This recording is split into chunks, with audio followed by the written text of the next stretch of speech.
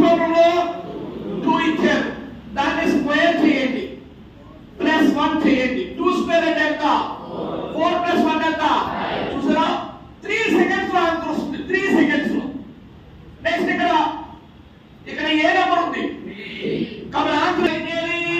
Subtraction చేయాలి, తీసివేయాలి. 7 square అంటే ఎంత? 49 మైనస్ 1 ఈక్వల్ ఎంత అవుతుంది? 48. అలా ఇక్కడ ఆన్సర్ ఏమవుతుంది చెప్పండి? 11 square minus 1 is equal to 121 minus 1 equal ఎంత? 120 is the answer. ఎన్ని సున్నాలు ఉన్నాయి? కాబట్టి 3 వేయండి.